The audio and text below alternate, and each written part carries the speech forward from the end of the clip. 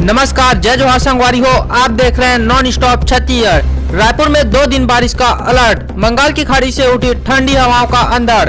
राजधानी दुर्ग समेत कुछ जिलों में हो सकती है बरसात। आपको बता दें कि छत्तीसगढ़ में एक बार फिर मौसम बदला है।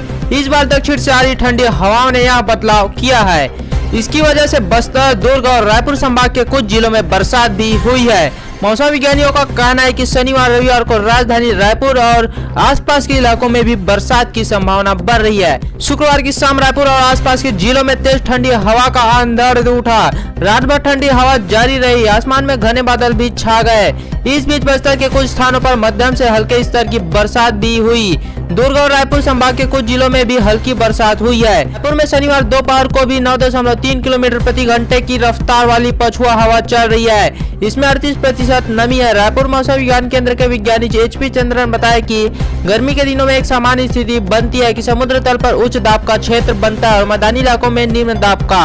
हवा का स्वभाव है कि वहाँ उच्च दाब की निम्न दाब की ओर बढ़ती है। इसकी वजह छत्तीसगढ़ में बंगाल की खाड़ी से दक्षिणी हवा तेजी से आ रही है। यहाँ हवा ठंडी है और इसमें नमी की मात्रा भी है। दूसरी ओर उत्तर की ओर से सूखी और गर्म हवाओं का आना जारी है। मध्य छत्तीसगढ़ में ये हवा टकरा रही है। ऐसे में अनियमित अंधड़ जैसी स्थिति बढ़ रही है।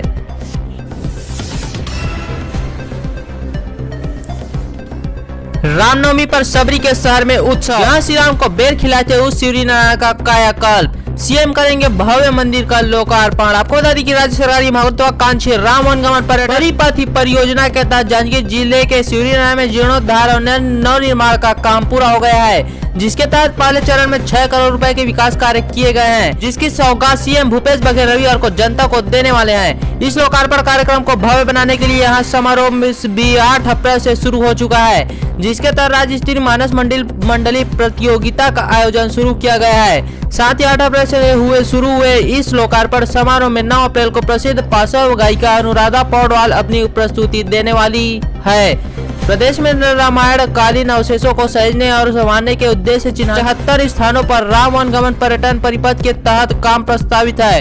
योजना के पहले चरण में 9 स्थानों पर बुनियादी विकास कार्य, जीर्णोद्धार और सौंदर्यीकरण का कार्य किया जा रहा है। पिछले साल शारदीय नवरात्र में माता कौशल्या मंदिर परिसर चंदखुरी का लोकार्पण किया गया था। इस साल रामनवमी के अवसर पर 10 अप्रैल को सूर्यनाथ धाम विष्णुकांक्षी तीर्थ में राम वनगमन पर्यटन परिपथ के विकास कार्य का लोकार्पण समारोह आयोजित किया जा रहा है। वहीं ऐसी मान्यता है कि सूर्यनारायण में ही सबरी ने भगवान राम को जूठे बेर खिलाए थे। ऐसा भी कहा जाता है कि भगवान महानदी पार कर सूर्यनारायण पहुंचे थे। इसी वजह से इस क्षेत्र का विशेष महत्व भी है।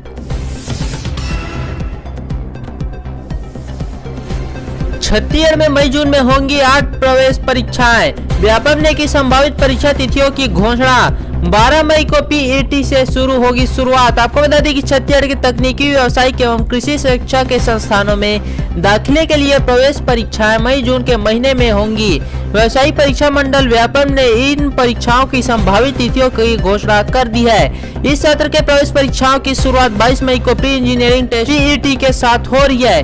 व्यापम की ओर से जारी कार्यक्रम के मुताबिक तकनीकी शिक्षा विभाग की प्री इंजीनियरिंग टेस्ट परीक्षा 22 मई को संभावित है। इसके जरिए BTech engineering, BTech dairy technology, BTech agricultural engineering, BTech food technology में दाखिला होना है। इसके अलावा डिप्लोमा इन डेयरी टेक्नोलॉजी में इसी प्रवेश परीक्षा के जरिए दाखिला होगा। तकनीकी शिक्षा विभाग की PPST परीक्षा भी 22 मई को ही प्रस्तावित की गई है। इन दोनों परीक्षाओं के लेकर प्रदेश के सभी 28 जिलों में परीक्षा केंद्र बनाए जाने हैं। वहीं व्यापम ने 29 मई को भी 2 पाठ्यक्रमों के लिए प्रवेश परीक्षा का समय निर्धारित किया है। तकनीकी शिक्षा विभाग की प्री MCA परीक्षा उस दिन होगी। इसके लिए केवल रायपुर शहर में परीक्षा केंद्र बनाए जाने हैं। 29 मई को ही PPT परीक्षा होनी है। इसके लिए सभी 28 जिलों में परीक्षा केंद्र प्रस्तावित हैं।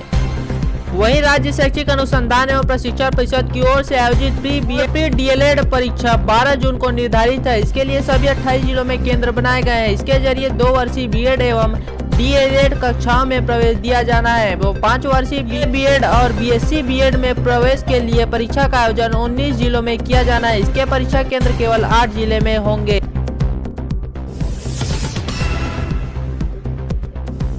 चुनाव से ठीक पहले खैरागढ़ का हाल। कांग्रेस के जिला बनाने के वादे का माहौल। भाजपा के पास अभी कोई तोड़ नहीं। JCCJ को लेकर खामोशी। आपको बता दें खैरागढ़ उपचुनाव की गहमागहमी अब चरम की ओर है। यह क्षेत्र पहली बार राजनीतिक रूप से इतना महत्वपूर्ण होता दिख रहा है। कांग्रेस ने इस उपचुनाव में बाकायदा घोषणा पत्र जारी कर जीत के 24 घंटे के भीतर जिला बनाने का वादा किया है। इस वादे ने क्षेत्र के वर्षों से पल रही उम्मीदों को पंख दे दिया है। जनता कांग्रेस का भी यही वादा है। इस परसेप्शन की काट के लिए भाजपा सरकार की पिछली बार घोषित 4 जिलों के हश्र की याद दिलाकर मतदाताओं को सीधे रखने की कोशिश में है। खैरागढ़ विधानसभा की सीमा से बाहर के पहले गांव मारू टोला कला में मिले गजेंद्र राम वर्मा ने बताया कि उनके गांव से ठीक पहले खैरागढ़ की सीमा खत्म होती है, लेकिन खैरागढ़ को जिला बनाने की घोषणा से उनके गांव में भी उत्साह है। उन लोगों की उम्मीद है कि प्रस्तावित खैरागढ़ छुई कल्याणगंडई जिले में उनका गांव भी आएगा। वर्मा उत्साहित होकर बताते हैं कि अगर ऐसा हुआ उन लोगों को जिला मुख्यालय के किसी काम के लिए दूर राजनांदगांव जाने का झंझट ही खत्म हो जाएगा।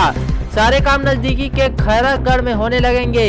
अभी यहाँ तहसील और न्यायालय ही है। जिला बनने के बाद कलेक्टर एसपी भी बैठेंगे। गजेंद्र राम वर्मा का कहना है कि भाजपा प्रत्याशी कोमल जंगेल और कांग्रेस के यशोदा वर्मा दोनों ही उनके समाज के हैं। दोनों सामाजिक रूप से सक्रिय हैं, लेकिन सरकार की घोषणा से गांव में कांग्रेस की चर्चा हो रही है।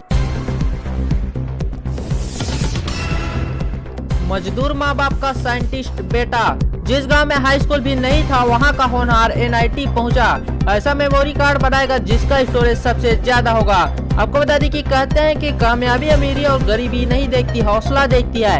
ऐसा ही हौसला कबीरधाम जिले के एक छोटे से गांव सुखाताल निवासी दुर्गा प्रसाद साहू के अंदर साइंटिस्ट बनने का था। नतीजा दुर्गा अपनी कड़ी मेहनत और लगन के चलते आज NIT राउरकेला में मटेरियल साइंस पर रिसर्च कर रहा है। उसका चयन इंस्पायर फेलोशिप के लिए हुआ है। इस फेलोशिप की मदद से वह बड़ा साइंटिस्ट बनना चाहता है। दुर्गा ने हमारी टीम को अपने संघर्ष के बारे में बताया। दुर्गा के पिता चंपू राम और मां कुंवारी बाई साहू दूसरों के खेतों में मजदूरी करते हैं। उनकी आर्थिक स्थिति इतनी अच्छी नहीं थी कि वो अपने बेटे को अच्छे इंग्लिश मीडियम स्कूल में पढ़ा सके। दुर्गा भी अपने घर की आर्थिक स्थिति को समझता था। उसने प्राइमरी स्तर की शिक्षा अपने ही गाँव सुखाताल से की। इसके बाद शासकीय हाई स्कूल पौड़ी से 12वीं की तक पढ़ाई की। पिता ने फीस और किताब का खर्च उठाने में असमर्थता जताई तो दुर्गा ने ट्यूशन पढ़ाकर खर्च निकाला। वह पढ़ने में इतना अच्छा था कि स्कूल में अध्यापकों और स्टूडेंट को चाहता था। उसकी लगन को देखकर अध्यापकों ने उसकी फीस अपने पास से भरी तो दोस्तों की मदद व खुद के प्रयास से किताब और अन्य खर्च निकाला। इसके बाद उसने कवर्धा कॉलेज से BSc किया और फिजिक्स से लेकर MSc रविशंकर शुक्ल विश्वविद्यालय रायपुर से की। यहाँ भी उसने टॉप रैंकिंग में अपनी जगह बनाई। इसके बाद 25 मार्च 2022 को उसका चयन NIT राउरकेला में रिसर्च के लिए हुआ। दुर्गा इंस्पायर फेलोशिप लेकर NIT राउरकेला में मटेरियल साइंस पर प्रोफेसर अनिल कुमार सिंह के निर्देशन में रिसर्च कर रहा है।